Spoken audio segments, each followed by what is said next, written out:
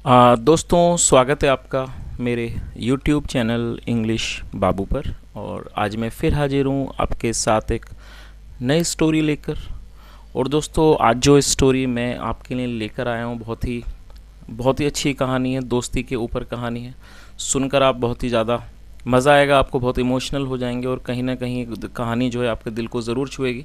और उसके अलावा दोस्तों आज की जो स्टोरी है, इस स्टोरी में आपको कई सारे नए एडवांस लेवल के वर्ड मीनिंग सीखने को मिलेंगे। क्योंकि कई बार आप लोगों के कमेंट्स आते हैं कि सर आप कोई ऐसे स्टोरी लाइए जहाँ पर एडवांस लेवल के वर्ड मीनिंग हो। तो दोस्तों आज मैं इस तरह की ही एक कहानी लाया हूँ जहाँ पर आपको कई सारे नए एडवांस लेवल के वर्ड मीनिंग सीखने को मिलेंगे, उनके करेक्ट प्रोनाउंसिएशन के बारे में पता चलेगा।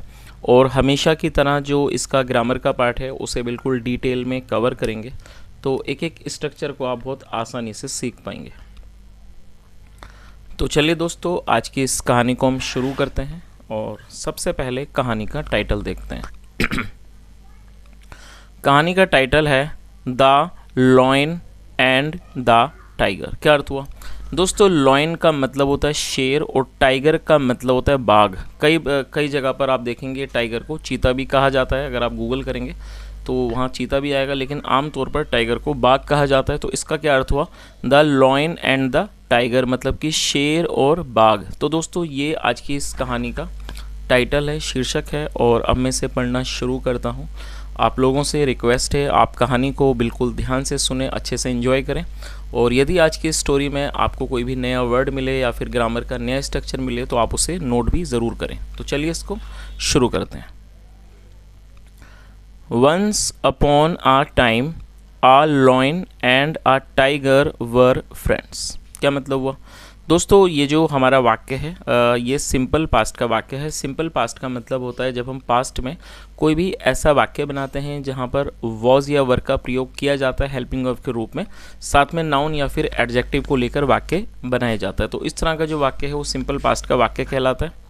वंस अपॉन ए टाइम मतलब कि एक समय की बात है। A lion and a tiger were friends, मतलब एक शेर और बाघ दोस्त थे।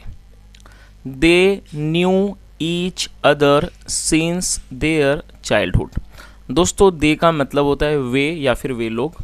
और जब हम सब्जेक्ट में सब्जेक्ट हमारा प्लूरल होता है, मतलब जहाँ सब्जेक्ट में एक से ज़्यादा व्यक्ति एक से ज़्यादा लोग शामिल होते हैं, तो वहाँ पर दे का प्रयोग किया जाता है जिसका अर्थ होता है वे या फिर वे लोग। और उसके अलावा आपको ये चीज़ भी ध्यान में रखनी है कि ये जो वर्ड है, ये जो दे है, ये एक प्लूरल नाउन है। They knew. और दोस्तों ये जो वाक्य है ये पास्ट का अफर्मेटिव वाक्य है जहाँ सेकंड फॉर्म का प्रयोग किया जाता है। नो मतलब जानना, सेकंड फॉर्म है knew. They knew each other, वे एक दूसरे को जानते थे। सिंस देयर चाइल्डहुड, अपने बचपन से वे एक दूसरे को जानते थे। फ्रॉम द टाइम मतलब उस समय से, व्हेन जब, दे वर टू स्मॉल मतलब वो बहुत छोटे थे, टू अंडरस्टैंड समझने के लिए, द डिफरेंस फ़र्क को, मतलब इस फ़र्क को समझने के लिए बहुत छोटे थे, between the lions and the tigers, मतलब कि जो फ़र्क होता है शेरों और बाघों के बीच में, उस फ़र्क को समझने में वो बहुत ज़्यादा छोटे थे जब से वो एक दूसरे को जानते थे। चलिए आगे देखिए। दस इस प्रकार, there friendship was not at all strange to them. और दोस्तों स्ट्रेंज एडजेक्टिव है जिसका अर्थ होता है अजीब, तो आप इसे नोट कर सकते हैं। 10 मतलब इस प्रकार से, देयर फ्रेंडशिप जो उनकी दोस्ती थी, उनकी जो मित्रता थी, देयर मतलब उनकी, was not at all strange to them वो उनके लिए बिल्कुल भी अजीब नहीं थी। चलिए आगे देखिए। The two friends lived in the shade of a rock. और दोस्तों ये जो हमारा वाक्य है ये पास्ट इंडेफिनिट का अफर्मेटिव वाक्य है जहाँ सेकंड फॉर्म का प्रयोग किया जाता है। लिव का मतलब होता है रहना, निवास करना, और सेकंड फॉर्म है लिव्ड। द टू फ्रेंड्स मतलब कि दोनों दोस्त, lived in the shade of a rock, shade का मतलब छाया, रॉक मतलब चट्टान। दोनों दोस्त एक चट्टान की छाया में रहते थे। The part of the mountain under which they lived was very peaceful. और दोस्तों ये जो हमारा वाक्य है ये भी पास्ट इंडेफिनिट का अफर्मेटिव वाक्य है जहाँ सेकंड फॉर्म का प्रयोग किया गया है। The part of the mountain, और जो माउंटेन का मतलब जो पहाड़ का जो वो हिस्सा था, अंडर विच दे लिव्ड मतलब जिसके नीचे वो रहते थे, वॉज वेरी पीसफुल, वो बहुत पीसफुल था, मतलब वो बहुत शांत था। Possibly due to the presence of a monk, और दोस्तों पॉसिबली का अर्थ होता है संभवते, संभवते due to the presence of a monk मतलब एक साधु की उपस्थिति के कारण, मतलब संभवतः एक साधु की उपस्थिति के कारण वो क्या था, पीसफुल था, शांत था। Who lived under the same rock, और दोस्तों हु एक रिलेटिव प्रोनाउन है, जब हम किसी का रेफरेंस देते हैं तो हु का प्रयोग किया जाता है। Who lived under the same rock, जो उसी चट्टान के नीचे रहते थे। ही वॉज अ हर्मिट, और दोस्तों हर्मिट का मतलब होता है साधु, सन्यासी, उसे हर्मिट कहा जाता है। ही वॉज अ हर्मिट, वह एक सन्यासी थे, साधु थे। वन मतलब वह, who lives far away from worldly affairs मतलब वो जो सांसारिक मामलों से दूर रहते हैं।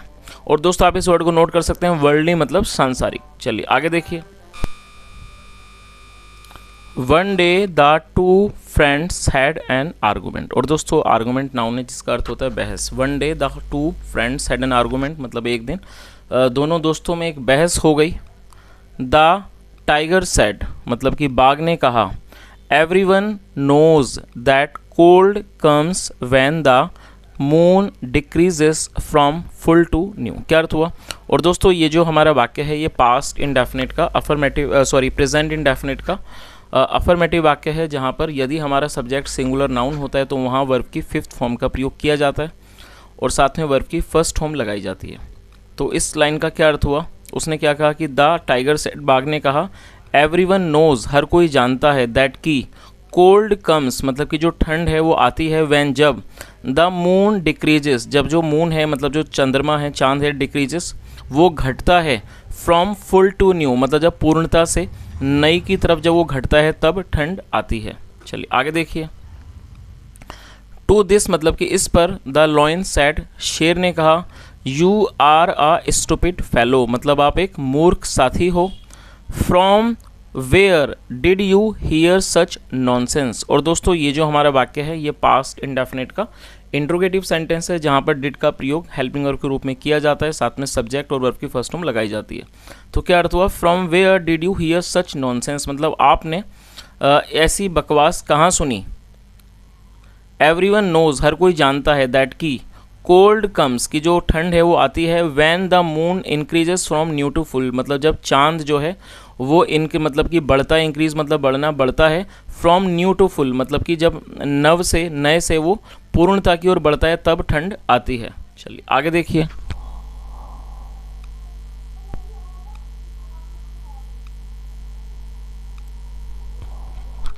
The argument between the two friends became stronger and stronger, और दोस्तों ये भी हमारा पास्ट इंडेफिनिट का अफर्मेटिव वाक्य है, जहाँ सेकंड फॉर्म का प्रयोग किया गया। बिकम मतलब बनना, सेकंड फॉर्म में became.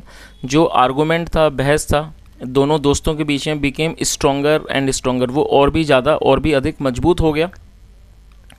They could not arrive at any conclusion, conclusion मतलब निष्कर्ष। और दोस्तों इस वाक्य में कुड का प्रयोग किया गया है। जब ऐसा हम कोई वाक्य बनाते हैं जहाँ वाक्य की टेल पर सका, सकी, सके या फिर पाया, पाई जैसे शब्द आते हैं तो वहाँ पर कुड का प्रयोग किया जाता है, साथ में वर्ब की फर्स्ट फॉर्म लगाई जाती है।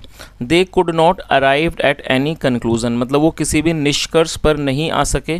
To resolve the growing disagreement मतलब कि इस बढ़ते हुए, डिसएग्रीमेंट का मतलब होता है असहमति, मतलब ये जो बढ़ती हुई असहमति थी उसको रिजॉल्व करने के, उसको निपटाने के वो किसी भी निष्कर्ष पर नहीं आ सके।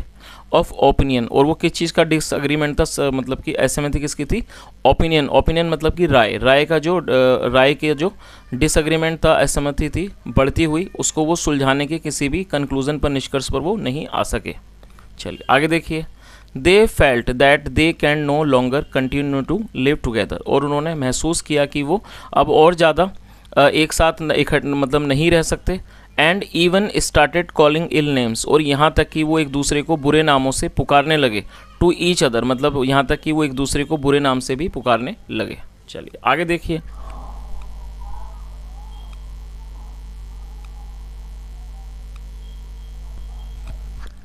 सडनली मतलब कि अचानक, दे felt that if they continue like this, और दोस्तों ये भी हमारा पास्ट का अफर्मेटिव वाक्य है। फील मतलब महसूस करना और सेकंड फॉर्म में फेल्ट। दे फेल्ट मतलब उन्हें महसूस हुआ कि if they continue like this यदि वो इस तरह से जारी रखते हैं, they would lose their friendship, वो अपनी दोस्ती को गंवा देंगे, लूज़ मतलब गंवा देना, वो अपनी दोस्ती को गंवा देंगे। बट लेकिन they also wanted a reasonable end to their disagreement, लेकिन उसके दे ऑल्सो वांटेड। और दोस्तों ये जो वाक्य है ये पास्ट का ही अफर्मेटिव वाक्य है जहाँ सेकंड फॉर्म का प्रयोग किया गया है। वॉन्ट मतलब चाहना, सेकंड फॉर्म में wanted.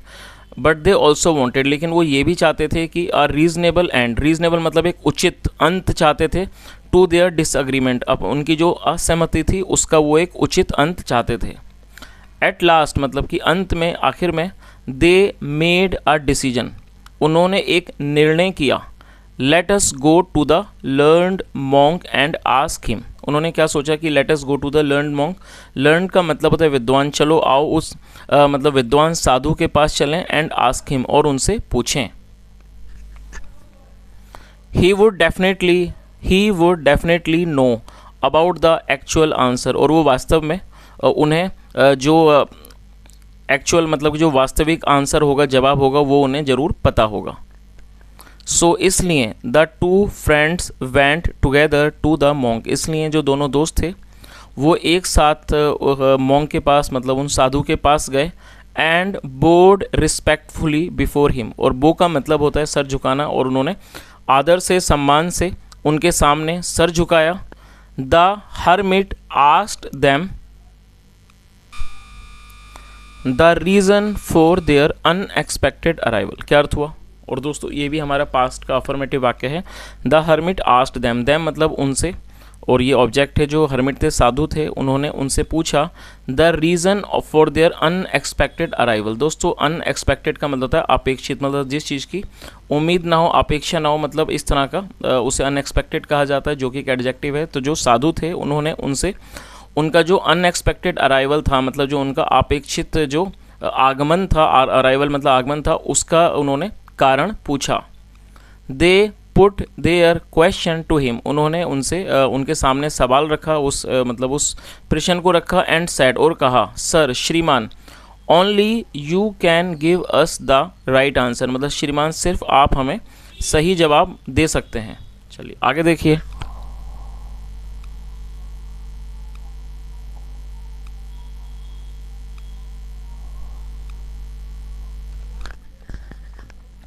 The hermit thought for a while and set, और दोस्तों ये थिंक की THIN के थिंक मतलब सोचना, और ये सेकंड फॉर्म है, और ये हमारा पास्ट का अफर्मेटिव वाक्य है, और सेकंड फॉर्म है thought.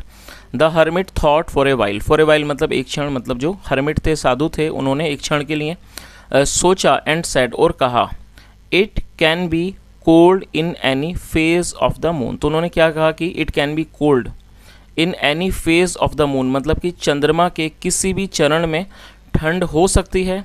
From new to full मतलब कि नए से पूर्णता की तरफ। And back to new again, और वापस नए की तरफ।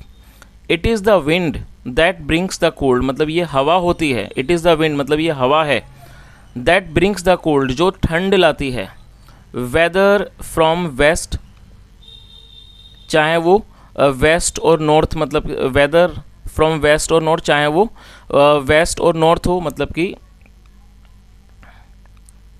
पश्चिम से उत्तर या फिर और ईस्ट या फिर पूर्व की ओर।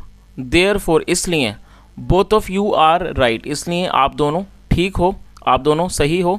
And neither of you is defeated by the other, और आप में से कोई भी अन्य के द्वारा हारा हुआ नहीं है। और दोस्तों आप इस वर्ड को नोट कर सकते हैं, डिफीटेड मतलब हारा हुआ होना। चलिए आगे देखिए।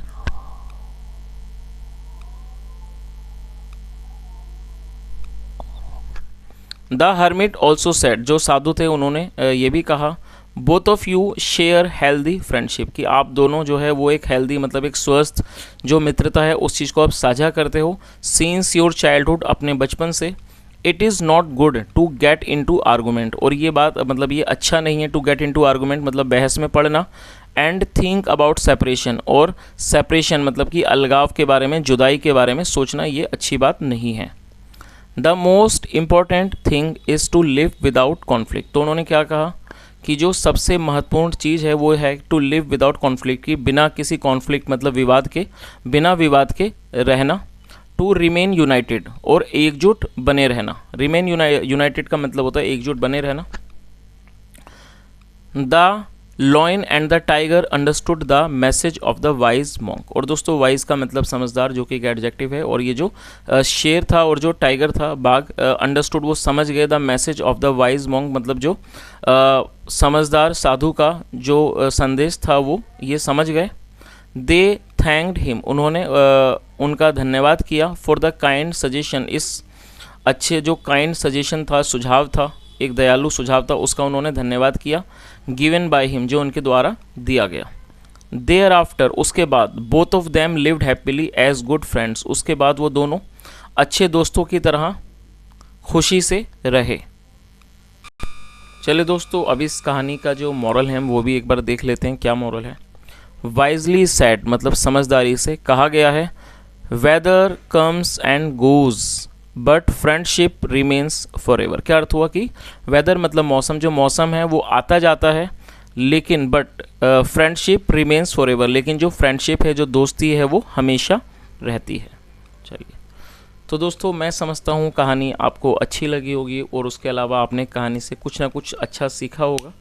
जैसा हम सभी जानते हैं दोस्तों, जो कहानी के अंदर बताया गया है, दोस्ती जो है वो बहुत ही अनमोल चीज़ होती है, क्योंकि हम सभी के जीवन में कोई ना कोई मित्र ज़रूर होता है। और जब हम किसी भी नए व्यक्ति से मिलते हैं और जब हमारे विचार उससे मिलने लग जाते हैं, तो वो व्यक्ति हमारा मित्र बन जाता है। तो हर व्यक्ति के जीवन में कोई ना कोई मित्र ज़रूर होता है, चाहे वो एक हो या ज़्यादा हो। और जैसा हमने देखा कि दोस्तों कहानी के अंदर भी देखा, जो मित्रता है, जो दोस्ती है, बहुत ही अनमोल चीज़ है, क्योंकि जो दोस्त हैं बहुत ही अच्छे दोस्त बहुत ही मुश्किल से होते हैं। तो जैसा यहाँ पर साधु जी ने बताया, तो वो बिल्कुल सही बात बताई है उन्होंने, कि छोटे छोटे आर्गूमेंट्स या छोटी छोटी बहस में हमें नहीं पड़ना चाहिए, क्योंकि कई बार हम छोटी छोटी बहस के कारण, छोटी छोटी चीज़ों के कारण लोग आपस में एक दूसरे से मनमुटाव करते हैं, जो कि एक अच्छी बात नहीं है। क्योंकि जैसा कहानी में बताया गया कि मौसम आते जाते रहते हैं, लेकिन दोस्ती बनी रहती है। ठीक उसी तरह से हमें छोटी छोटी चीज़ों से, छोटे छोटे विवादों से आपस में बचना चाहिए और अपने संबंधों को कभी भी ख़राब नहीं करना चाहिए। तो दोस्तों यही आज का मैसेज है। और यदि आपको कहानी अच्छी लगी हो तो अपने दोस्तों के साथ ज़रूर शेयर करें, क्योंकि जो कहानी है वो भी दोस्ती के बारे में है। तो अपने दोस्तों के साथ शेयर करना बिल्कुल ना भूलें। और यदि कोई सुझाव हो तो कमेंट के माध्यम से ज़रूर बताएं। सुनने के लिए thank you so much. Have a nice day and bye.